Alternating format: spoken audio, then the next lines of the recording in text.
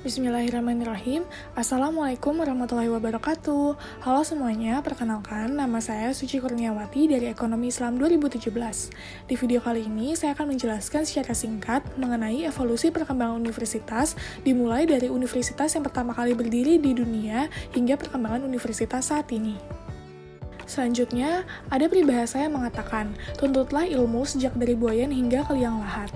Nah, maksud dari peribahasa ini, sebagai seorang muslim, kita dianjurkan untuk menuntut ilmu tidak terbatas pada ruang dan waktu, di mana sebagai seorang muslim kita dituntut untuk menuntut ilmu setinggi mungkin dan sebaik mungkin.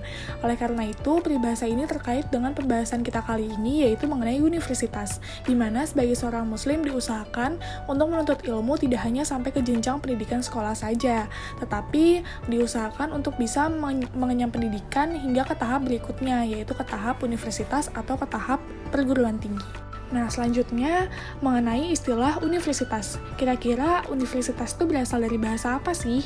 Nah, universitas pertama kali dijelaskan dalam bahasa Arab dengan sebutan jami'ah, yang merupakan bentuk feminim dari bahasa Arab masjid, yaitu jami. Kenapa sih disamakan dengan bahasa Arab masjid? Karena dalam bahasa Arab, tempat agama sama tempat belajar itu menjadi satu kesatuan yang terikat. Nah, oleh karena itu nggak heran kalau misalnya beberapa masjid Islam terdahulu, salah satunya itu merupakan universitas tertua di dunia. Nah, sesuai dengan gambar yang ditampilkan di sini, ini juga merupakan bangunan universitas tertua di dunia. Nah, bangunannya ini tuh menyerupai sama bangunan masjid, karena memang orang muslim terdahulu itu, ia menjadikan masjid itu tidak hanya sebagai tempat untuk belajar ilmu agama aja, tetapi juga ilmu pengetahuan yang lainnya. Selanjutnya, ada universitas pertama di dunia. Nah, universitas pertama di dunia ternyata berasal dari Fes, Maroko, yang didirikan oleh seorang perempuan muslim yang bernama Fatimah Al-Fihri, yang didirikan pada tahun 859 Masehi dengan tujuan untuk komunitasnya di Fes, Maroko. Nah, jadi universitas ini adalah Universitas Al-Qarawiyyin. Nah, si Fatimah sama kakaknya Maryam ini, mereka itu sebenarnya berasal dari keluarga yang berada, dan mereka itu diwarisi sejumlah besar harta dari ayah mereka. Nah, si Fatimah Al-Fihri ini berjanji untuk menghabiskan seluruh harta warisannya untuk pembangunan masjid yang cocok bagi komunitasnya. Sampai akhirnya Fatimah Al-Fihri akhirnya mendirikan Masjid Al-Qarawiyyin, yang sampai akhirnya Masjid Al-Qarawiyyin ini dijadikan sebagai universitas juga, karena memang pada awalnya universitas ini dijadikan masjid untuk tempat belajar agama, dan hingga saat ini di tahun 1957 universitas ini sudah mulai berkembang dilengkapi dengan bidang ilmu lainnya seperti fisika, kimia, dan bahasa asing.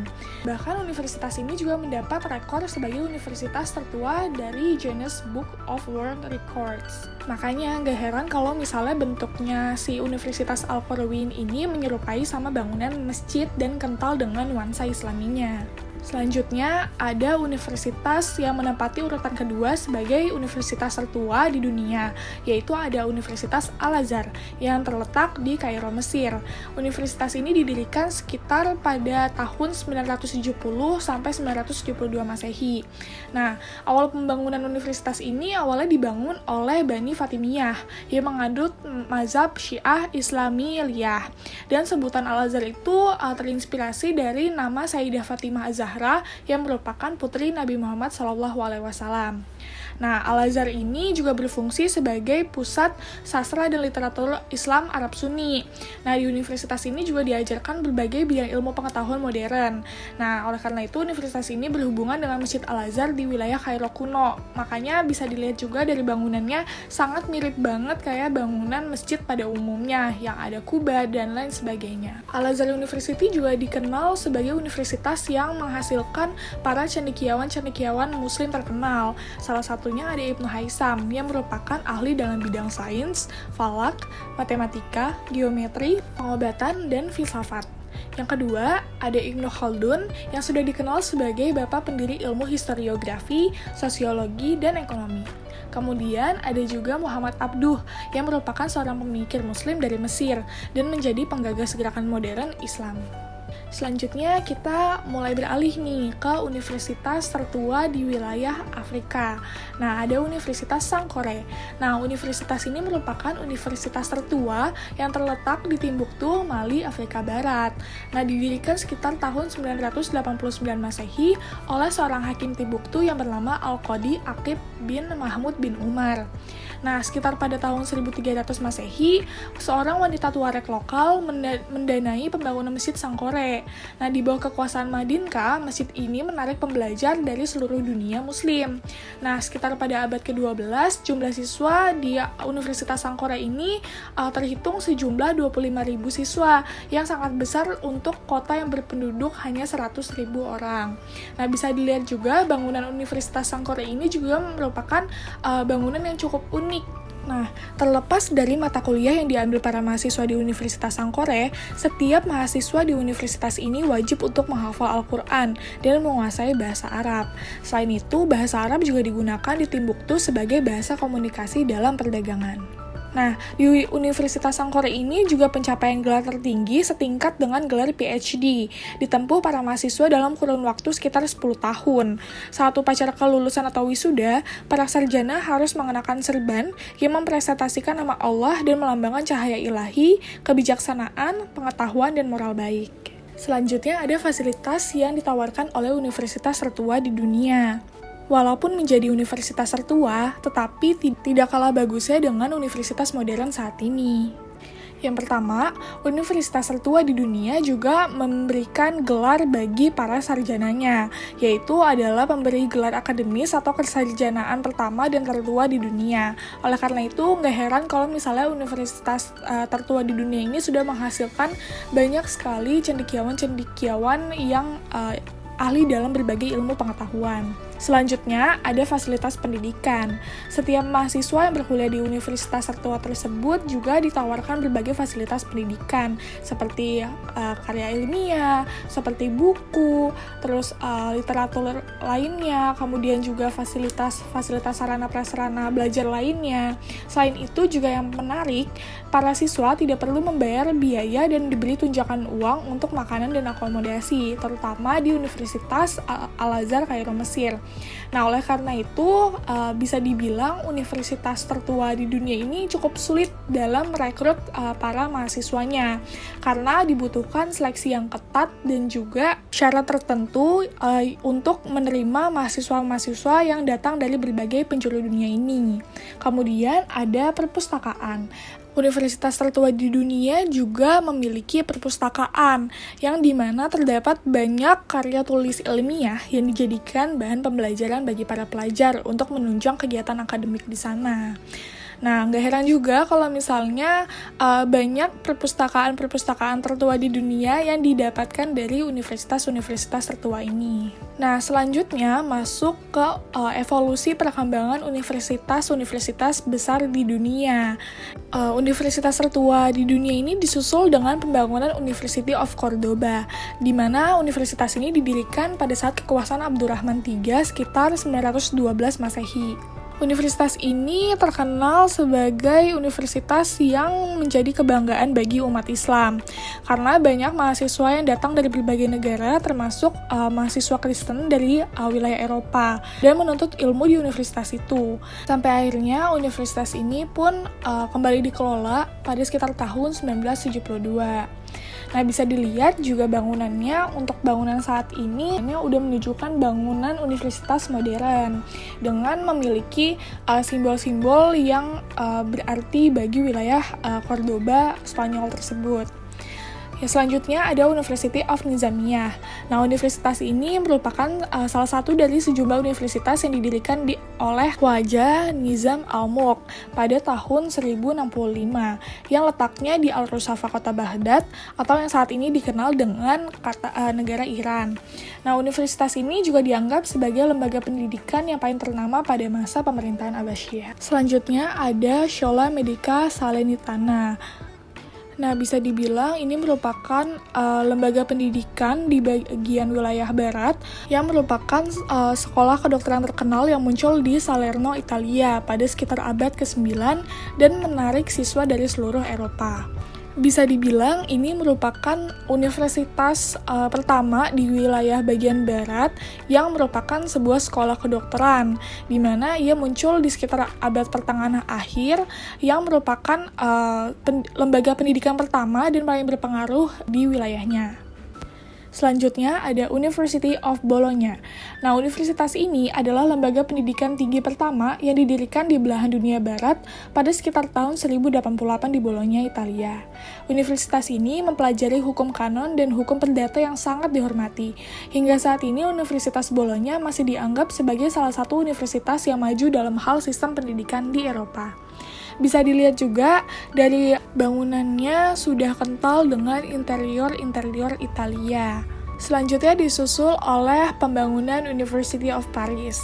Universitas ini pertama kali muncul pada abad pertengahan kedua, sekitar abad ke-12, tetapi pada tahun 1970 diatur kembali sebagai 13 universitas otonomi. Nah, universitas ini seringkali disebut sebagai Sorbonne atau La Sorbonne. Universitas Paris ini juga terkenal karena pengajaran teologinya dan menjadi model bagi universitas lain di Eropa yang terkenal seperti Universitas Oxford di Inggris yang sudah mapan pada sekitar akhir abad ke-12. Nah, oleh karena itu kemudian dilanjutkan oleh pembangunan University of Oxford. Nah, didirikan pada tahun 1096, universitas ini berkembang pesat sejak tahun 1967 saat Raja Henry II melarang pelajar Inggris untuk belajar ke Universitas Paris. Nah, Universitas Oxford ini sempat ditutup 2 kali. Pertama pada tahun 1209 dan yang kedua tahun 1355 karena terjadi kerusuhan di Saint Scholastica. Saat ini universitas ini memiliki 38 jurusan dengan struktur internalnya masing-masing. Bahkan universitas ini juga terkenal sebagai universitas terbaik di dunia. Selanjutnya disusul oleh pembangunan University of Cambridge. Nah, Universitas Cambridge ini dikenal sebagai universitas berbahasa Inggris tertua kedua setelah Oxford. Universitas ini dibentuk oleh para sarjana yang meninggalkan Universitas Oxford selama terjadi sengketa sekitar pada tahun 1209. Hingga saat ini, Cambridge termasuk salah satu universitas paling baik di dunia. Hingga tahun 2009, para alumni universitas ini telah memenangkan kurang lebih sebanyak 85 penghargaan Nobel. Bisa dilihat juga bangunannya itu juga udah semakin menunjukkan bangunan universitas modern saat ini. Yang kemudian adalah pembangunan University of Salamanca. Nah, Universitas Salamanca ini terletak di Salamanca, Spanyol, yang didirikan pada tahun 1218 dan memperoleh gelar universitas oleh Paus Alexander IV pada tahun 1225. Awalnya, Universitas Salamanca ini didirikan oleh seorang Raja Alfonso untuk memberikan kesempatan pada masyarakat Leones untuk belajar, daripada pergi untuk belajar di Kassel. Saat ini, Salamanca tetap menjadi universitas paling baik bagi mahasiswa Spanyol yang ingin fokus pada bidang ilmu humaniora dan studi bahasa. Selanjutnya ada University of Stanford. Universitas ini didirikan pada tahun 1891 di Amerika Serikat, Stanford, yang didirikan oleh seorang raja kereta api yang merupakan gubernur California pada saat itu yang bernama Leland Stanford. Nah, University of Stanford ini awalnya didirikan dengan tujuan untuk mengenang anaknya si Raja Leland Stanford ini, yang bernama Saint Junior Stanford. Nah, Stanford ini secara konsisten berada dalam jajaran universitas terbaik di dunia, baik dalam hal pengajaran sekaligus dalam hal penelitian. Selanjutnya ada University of Harvard. Universitas ini didirikan pada 8 September 1636 dan merupakan perguruan tinggi tertua di Amerika Serikat. Awalnya universitas ini bernama New College yang akhirnya rename menjadi Harvard University pada tanggal 13 Maret 1639 dengan tujuan untuk menghormati penyumbang terbesarnya yang bernama John Harvard. Bahkan Times Higher Education Supplement World Universities Rankings juga menempatkan si Universitas Harvard ini sebagai urutan pertama universitas terbaik di dunia. Nah, selanjutnya kita bakal melihat gimana sih evolusi atau perkembangan universitas dimulai dari abad ke-18. Nah, Pada sekitar akhir abad ke-18, sebagian besar universitas barat itu udah mulai menawarkan kurikulum inti berdasarkan 7 seni liberalnya. Ada bidang ilmu tata bahasa, logika, retorika, geometri, aritmatika, astronomi, dan musik. Selanjutnya di abad ke-19. Nah, di abad ke-19 ini beberapa universitas di wilayah Eropa itu udah mulai mereorganisasi dan mensekulerkan universitas-universitas mereka, terutama di wilayah Italia, di wilayah Spanyol, dan di wilayah Perancis. Nah, universitas di negara-negara Eropa ini sebagian besar juga sudah mulai dibiayai oleh negara mereka masing-masing. Selain itu juga kurikulum di universitas di Eropa juga udah mulai berkembang, di mana udah mulai banyak studi tentang bahasa dan sastra, kemudian ada studi tradisional Latin, Yunani, dan teologi lainnya. Selanjutnya adalah perkembangan universitas saat ini atau universitas modern. Nah, untuk universitas modern ini terkenal akan universitas yang sudah mulai dibiayai sepenuhnya oleh pemerintah nasional atau negara bagiannya atau bahkan provinsi mereka, yang mungkin sangat bergantung pada biaya kuliah yang dibayarkan oleh siswa mereka.